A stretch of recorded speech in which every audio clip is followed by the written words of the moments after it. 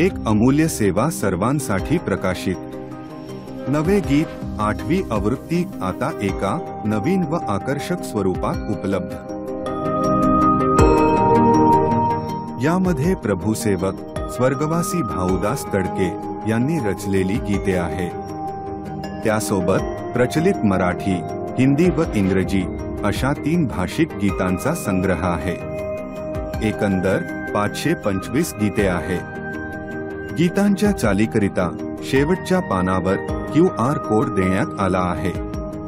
आपली प्रत मागविण्यासाठी या क्रमांकावर संपर्क साधावा. धन्य येशू नाम.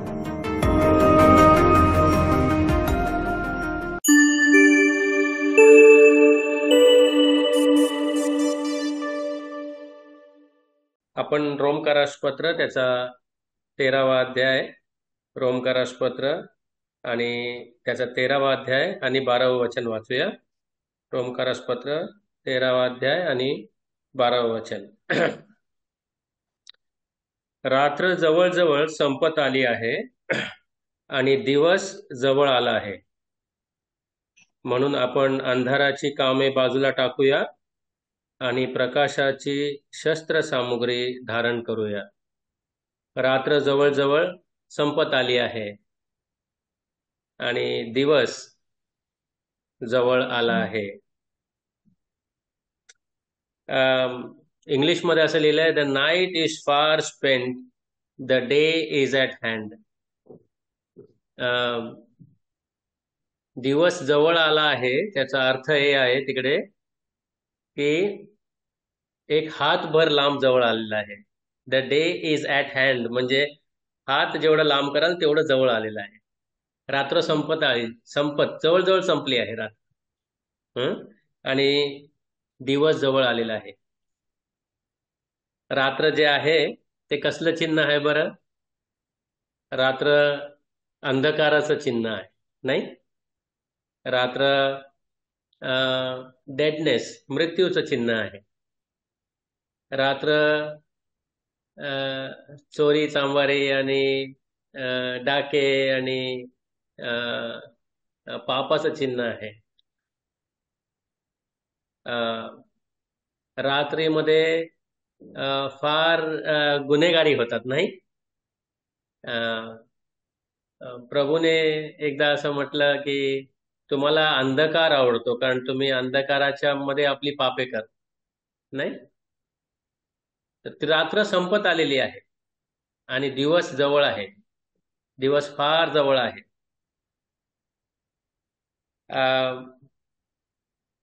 रात्र आणि अंधकारापासून आपल्याला परमेश्वर आणि आपला प्रभू येशू ख्रिस्त लांब ठेवू इच्छितो. म्हणून प्रभू येशू ख्रिस्ताबद्दल असं लिहिलेलं आहे की तो अंधकाराची कामे नाश करण्यासाठी प्रगट झाला, नाही? अंधकाराची कामे तुम्ही सोडून द्या असं आपण वाचतो, नाही? बाजूला टाकूया, अंधाराची कामे बाजूला टाकूया आणि प्रकाशाची शस्त्र सामुग्री धारण करूया. परमेश्वर आपल्याला अंधारातून काढून उजेडात आणतो. प्रभू येशू ख्रिस्त म्हणाला की मी या जगाची ज्योती आहे.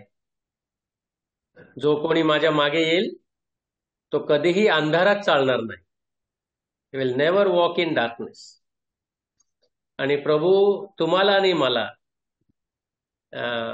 ज्यांचं तारण झालेलं आहे, त्यांना अंधारातून बाहेर काढलेलं आहे, रात्रीतून बाहेर काढलेलं आहे आणि दिवसाच्या उजेडामध्ये आणलेलं आहे. आणि आपल्यापैकी जर कोणी इकडे असेल ज्यांनी अजूनपर्यंत प्रभू येशू ख्रिस्ताला ओळखलेलं नाहीये, ज्यांनी त्याला आपला तारणारा म्हणून स्वीकार केलेला नाहीये, त्यांना खास करून मी या वचनाद्वारे प्रोत्साहित करू इच्छितो. रात्र जवळ संपत आलेली आहे तुमच्या जीवनामध्ये आणि दिवस जवळ आहे. दिवस एका हाताच्या दुरीवर आहे. तुम्हाला फक्त एक पाऊल पुढे करायचं आहे आणि त्या दिवसामध्ये यायचंय. ते दिवस कसला दिवस आहे? आपण 2 कोरिंथ त्याचा 6वा अध्याय, 2 कोरिंथ आणि त्याचा 6वा अध्याय आणि दुसऱ्या वचनामध्ये आपण वाचतो. काय वाचतो बरं तिकडे पहा. कारण तो म्हणतो माझ्या सोयीची वेळी मी तुझे ऐकले आणि तारणाच्या दिवसात मी तुला मदत केलेली आहे. तारणाच्या दिवसात मी तुम्हाला मदत केलेली आहे. Today is the day of salvation. Now is the accepted time. Today is the day of salvation. तारणाचा दिवस आज आहे असं त्या वचनामध्ये आपण वाचतो. दिवस रात्र संपलेली आहे. जर दिवस तारणाचा आलेला आहे त्याचा अर्थ काय आहे? रात्रामध्ये आपण बंधनात होतो, नाही? त्या बंधनामधून सोडवण्यासाठी प्रभूंनी तो दिवस आपल्या जीवनामध्ये आणलेला आहे. आणि तो दिवस आजचा दिवस असू शकतो काही जणांसाठी. जर आमच्यापैकी कोणी असेल इकडे ज्यांनी दिवसामध्ये पाऊल ठेवलेलं नाहीये, तर आत्ता तो क्षण आहे. Now is the accepted time and today is the day of salvation. आज तो तारणाचा दिवस आहे. प्रभू येशू ख्रिस्ताच्या वधस्तंभाकडे पहा. तिकडे प्रभूने अंधाराच्या सामर्थ्याला हरवलेलं आहे. त्यांनी अंधकारामध्ये जाऊन अंधकाराची शक्ती ज्याच्याकडे आहे त्याला हरवलेला आहे. आणि तो विजयी पुन्हा पुनरुत्थित होऊन कबरेतून जिवंत झालेला आहे. आणि त्यांनी हा दिवस तुम्हाला आणि मला दाखवलेला आहे. अंधाराचा रात्रीचा वेळ जवळ संपत आलेली आहे. फार गरजेचं आहे की आपण दिवसामध्ये पाऊल ठेवलं पाहिजे. इब्री लोकासपत्र 3 अध्याय आणि 16व्या वचनामध्ये आपण काय वाचतो? इब्री लोकासपत्र आणि त्याचा 3 अध्याय आणि त्याचं 16वं वचन पहा. काय वाचतो आपण तिकडे? ज्यांनी देवाची वाणी ऐकली पण त्याच्या विरुद्ध बंड केले असे कोण होते? तेच लोक नव्हते का ज्यांना मोशेने इजिप्त देशातून बाहेर नेले होते? 15 वचन वाचूया. मी 16 वचन वाचलं, 15 वचन वाचूया. आज जर तुम्ही त्याची वाणी ऐकाल तेव्हा तुम्ही देवाविरुद्ध बंड केले, तशी आपली अंतकरणे कठीण करू नका. अंधारात राहिल्यानंतर आपले अंतकरण खूप कठीण होतात. कारण आपल्याला काही दिसत नाहीये, उजेड नाहीये, तर अंधारामध्ये आपले मन कठोर होतात, कठीण होतात. पण आज सकाळी जे उजेड आपल्या जीवनामध्ये आलेला आहे, आपल्याला गरजेचं आहे की आपण अंतकरण कठीण न करता आपल्याला त्याची वाणी ऐकून ते स्वीकार करण्याची गरज आहे. तर मी प्रोत्साहित करतो आज आपल्यामध्ये जे कोणी असतील ज्यांचं तारण झालं नसेल, फार गरजेचं आहे की रात्र तुमच्या जीवनामध्ये संपत आलेली आहे. हातभर लांब आहे, दिवस हातभर लांब आहे. या दिवसामध्ये तुम्ही आणि प्रभूला स्वीकार करण्याची गरज आहे. दिवस जवळ आलेला आहे, नाही का? असं वाचलं आपण. रात्र संपत आलेली आहे, दिवस जवळ आलेला आहे. The day is at hand. तसंच आपण फिलिप्पकारास पत्रामध्ये येऊया. फिलिप्पकारास पत्र त्याचा 4था अध्याय आणि 4 आणि 5 वचन आपण वाचूया. फिलिप्पकारास पत्र 4था अध्याय 4 आणि 5 वचन. प्रभूमध्ये नेहमी आनंद करा. प्रभूमध्ये नेहमी आनंद करा. 5वं वचन. मी पुन्हा म्हणेन, आनंद करा.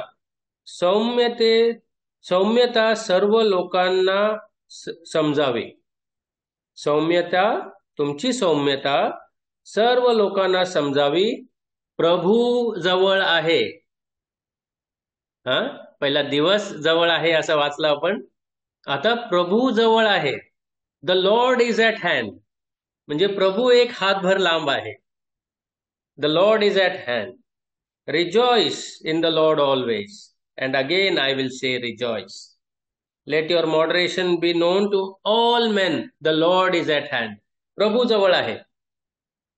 आपण प्रभूची लेकरं कधी कधी प्रभूपासून मैलभर लांब निघून जातो, नाही? कधी कधी आपण प्रभूपासून कितीतरी मैल लांब निघून जातो. पण प्रभू आपल्याला उत्तेजित करू इच्छितो या सकाळी, की मी तुमच्या हातभर जवळ आहे, फक्त हातभर जवळ आहे. The Lord is at hand. मग प्रभू जर जवळ असेल तर तुमचं आणि माझं जीवन आनंदाने भरलेलं असतं, नाही का? इकडे पहा, रिजॉईस इन द लॉर्ड ऑलवेज. निरंतर आनंदित राहा, निरंतर आनंदित राहा. आनंदित राहणं हे ख्रिस्ती लोकांचं मला वाटतं दागिना आहे, नाही, ऑर्नामेंट आहे. नेहमी आनंदित राहणं. जेव्हा सगळं काही चांगलं चाललंय, जेव्हा सूर्य चांगला उगवतोय, त्यावेळेला आनंदित राहणं हे फार साहजिक आहे.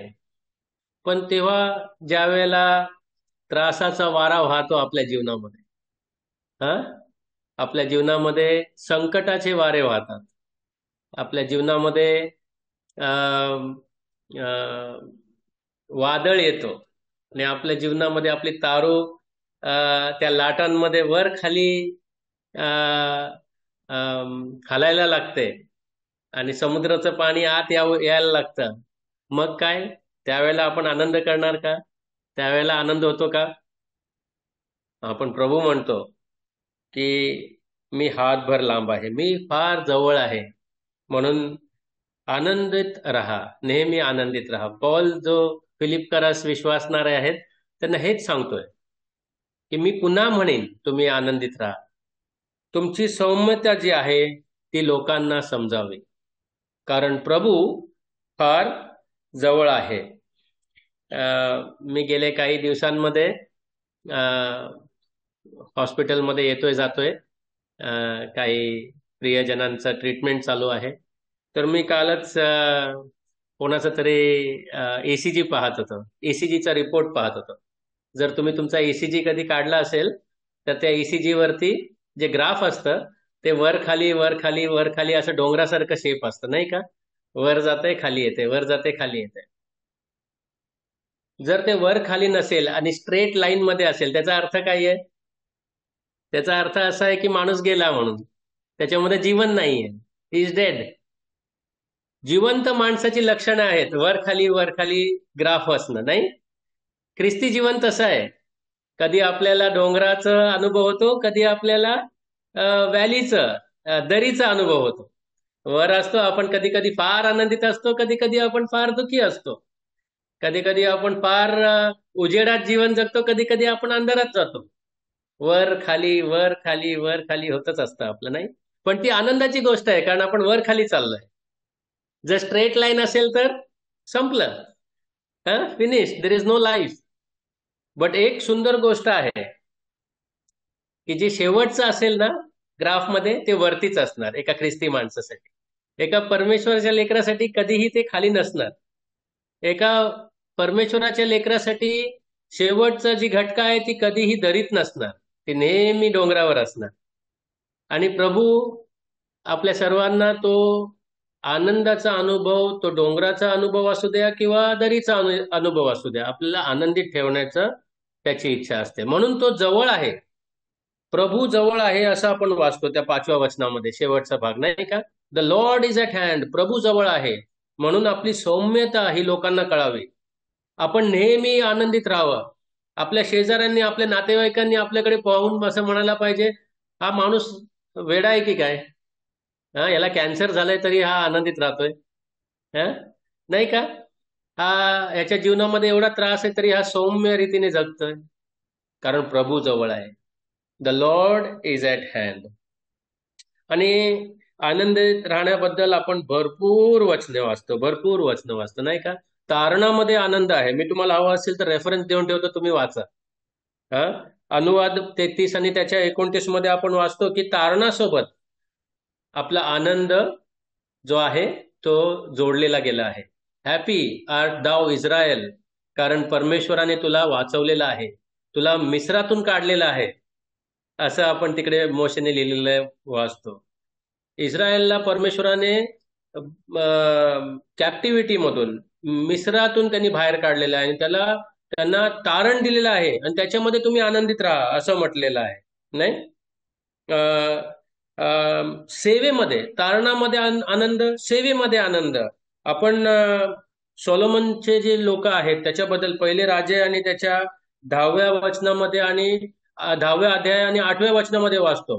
Happiness is linked with service. आपण जी सेवा करत आहोत, आपण जे प्रभूसाठी मेहनत करत आहोत त्याच्यामध्ये आनंदित राहा, असा संदर्भ तिकडे आहे. तुम्ही ही वचनं तुमच्या स्वतःसाठी वाचा. हा, आणि आपल्याला पूर्ण आनंदाने आणि पूर्ण भक्तीने आणि पूर्ण विश्वासाने प्रभूची सेवा करायची. आपल्याकडे किती वेळ आहे आपल्याला ठाऊक नाहीये, प्रभू कधी येईल आपल्याला ठाऊक नाहीये. तर सेवेमध्ये आनंदित राहण्याची गरज आहे. तुम्हाला माहिती आहे का अजून एक गोष्ट, आपल्याला दुःखामध्ये आनंद करायचा आहे. ते वचन आपण जरूर वाचूया. आपण 1 पेत्र त्याचा 4था अध्याय आणि त्याचं 14वं वचन, पहिला भाग वाचूया. 1 पेत्र त्याचा 4था अध्याय आणि त्याचं 14वं वचन आणि त्याचा पहिला भाग वाचूया. तिकडे असं लिहिलेलं आहे पेत्राने की जर तुम्ही ख्रिस्ताचे अनुयायी आहात म्हणून कोणी तुमचा अपमान केला तर तुम्ही धन्य आहात. इंग्लिशमध्ये असं लिहिलंय की if you be reproached for the name of Christ happy are ye. तुम्ही खुश खुश राहा, धन्य आहात तुम्ही, हॅपी आर ई. हा, ख्रिस्ताच्या नावाकरिता जर आपल्याला त्रास सहन करावा लागला तर तुम्ही खुश राहा म्हटले पेत्राने, हॅपी आर ई, तुम्ही धन्य आहात. हा, तर happiness and rejoicing is linked with suffering. प्रभूच्या नावाकरता जर त्रास सहन करावा लागत असेल तर रडत नाही बसायचं. हा, खुश राहायला पाहिजे आपण की प्रभूच्या नावाकरता मला त्रास सहन करावा लागतोय. So happiness is linked also with suffering. आपल्याला परमेश्वर आपला प्रभू येशू ख्रिस्त नेहमी खुश राहायला त्याला बघायची इच्छा असते. बरं, आपण पटकन पुढे जाऊया. आपण 1 पेत्र त्याचा 4था अध्याय त्याच पत्रामध्ये आणि 7 आणि 8 वचन वाचूया. 1 पेत्र त्याचा 4था अध्याय आणि 7 आणि 8 वचन. बघा काय जवळ आहे आता. सर्व गोष्टींची शेवट होण्याची वेळ जवळ आली आहे. The end of all things is at hand, असं लिहिलंय. सर्व गोष्टींचं शेवट होण्याची वेळ जवळ आली आहे, म्हणून पूर्णपणे सावधानतेने वागा आणि प्रार्थना करण्यास सतत तयार राहा. सर्वात महत्वाची गोष्ट ही की एकमेकांवर सत्याने प्रेम करा, कारण प्रेम पापाच्या राशीवर पांघरून घालते. का बरं हे सगळं करायचंय? कारण सर्व गोष्टींचा अंत जवळ आला आहे. एक हातभर लांब आहे, एक हातभर लांब आहे. The end of all things is at hand. फार जवळ आले आहे सर्व गोष्टींचा अंत. आपण ख्रिस्तीजन या जगामध्ये राहत आहोत आणि कधी कधी आपण या जगाच्या प्रवाहामध्ये वाहत जातो, विसरून जातो की ह्या जगाचा अंत जवळ आलेला आहे. आपण एकमेकांवर प्रीती करायचं विसरून गेलेलो आहोत, नाही का? सत्याने प्रीती करा असं म्हटलंय पेत्राने. एकमेकांवर सत्याने प्रीती करा. कधी कधी आपली प्रीती वरच्या वर आहे, अंतःकरणातून नाहीच आहे. आपल्या प्रार्थना कमी झालेल्या आहेत. पेत्र इथे म्हणतोय प्रार्थना करत राहा, वॉच अन टू प्रे, बी सोबर, शांत मनाचे असा. किती गरज आहे नाही का आपल्याला या सर्व गोष्टींची? कारण सर्व गोष्टींचा अंत जवळ आला. सर्व गोष्टींचा अंत होणार आहे. तुम्ही आणि मी ज्या कंपनीमध्ये काम करतोय त्या कंपनीचा अंत जवळ आलेला आहे. तुम्ही आणि मी ज्या बँकेमध्ये आपले पैसे साठवून ठेवतोय त्या बँकेचा अंत जवळ आलेला आहे. आमच्या प्रॉपर्टीचा अंत जवळ आलेला आहे. इज ॲट हँड, जवळ आलेला आहे. एक हातभर लांब आहे फक्त. आपलं लक्ष कुठे आहे? योसेफाबद्दल म्हटलंय, योसेफ 80 वर्ष मिसरमध्ये राहिला, पण मिसर कधीच योसेफामध्ये राहिला नाही. Joseph lived in Egypt but Egypt never lived in Joseph. आपल्याला तसं राहायची गरज आहे. या जगाला आपल्या अंतःकरणात यायला देऊ नका. लेट अस बी हंबल. आपण प्रार्थना करूया एकमेकांसाठी. आपण एकमेकांबरोबर सत्याने प्रेम करूया. सर्वात मोठी गोष्ट असं लिहिलंय and above all things have fervent love one for another. Above all things. आणि प्रभू येशू ख्रिस्ताने सांगितलंय की by this shall all men know that you are my disciples if you have love one for another. एकमेकांवर प्रीती कराल तर जगाला कळेल की तुम्ही माझे शिष्य आहात. तुम्हाला किती बायबलचं नॉलेज आहे असं नाही म्हणत आहे प्रभू की तुमच्या बुद्धीने, बायबलच्या बुद्धीने लोकांना कळेल की तुम्ही माझे शिष्य आहात. नाही. तुम्ही लोकांची किती सेवा करता त्याच्यावरून कळेल की तुम्ही माझे शिष्य आहेत. नाही. प्रभू येशू ख्रिस्त म्हणतो तुम्ही एकमेकांवरती जेव्हा प्रीती कराल तेव्हा जगाला कळेल की तुम्ही माझे शिष्य आहात. हा. End of all things is at hand. सर्व गोष्टींचा अंत फार जवळ आहे, एका हातभर लांब जवळ आलेला आहे. तो आपल्याला आपला दृष्टिकोन त्या दिशेने ठेवून आपल्याला जगायचं आहे. शेवटची गोष्ट याकोबाचे पत्र, जेम्स त्याचा 5वा अध्याय आणि 8वं वचन. याकोब 5 आणि 8. तुम्ही सुद्धा धीराने वाट पाहिली पाहिजे. धैर्य धरा, कारण प्रभूचे दुसरे आगमन जवळ आले आहे. बी ye also patient, establish your hearts, for the coming of the Lord is at hand. प्रभूचे दुसरे आगमन, प्रभूचं येणं फार जवळ. इज ॲट हँड लिहिलंय. अगदी जवळ आलंय, अगदी जवळ. तुमचं आणि माझं वर्तन कसं असलं पाहिजे. Establish your hearts. तुमचे अंतकरण धैर्याने भरू द्या असं लिहिलंय. Establish your hearts. कारण प्रभूचे आगमन जवळ आलेलं आहे. जे पहिल्या शतकातले जे विश्वासणारे होते ते दररोज प्रभूच्या आगमनाबद्दल विचार करायचे, ध्यान करायचे की प्रभूचं आगमन जवळ आले आहे. 2000 वर्ष गेली, हळूहळू आपलं ध्यान तिकडून भटकलेलं आहे. नाही. प्रभूच्या आगमनावरती, प्रभूच्या येण्यावरचं जो विचार आहे ते आपल्या मनातून निघून गेलंय. विश्वासणाऱ्यांच्या मनातून निघून गेले, त्यांच्या परिवारामध्ये निघून गेले, मंडळांमध्ये पण प्रभूच्या आगमनाबद्दल विषय येत नाही.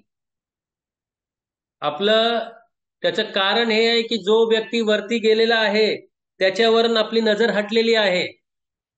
आता आपण त्या शास्त्रभागाकडे जात नाही, पण तुम्हाला आठवतंय मोशे जेव्हा त्याच्या लोकांमधून निघून गेला डोंगरावरती आणि लोकांचं नजर मोशेवरून हटलं, काय केलं त्यांनी?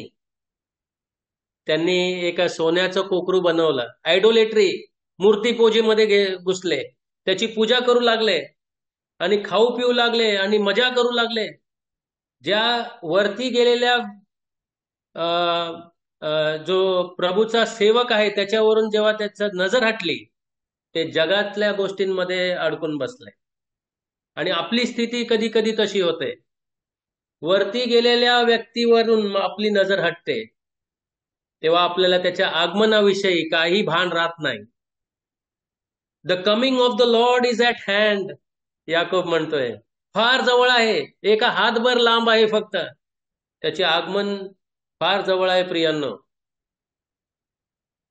He is coming soon. पहा मी लवकर येत आहे. Behold I come quickly. पहा मी लवकर येत आहे. Behold I come quickly. खरोखरच मी लवकर येत आहे. श्युअरली आय कम क्विकली. रेव्हलेशन मध्ये आपण वाचतो, प्रकटीकरणामध्ये.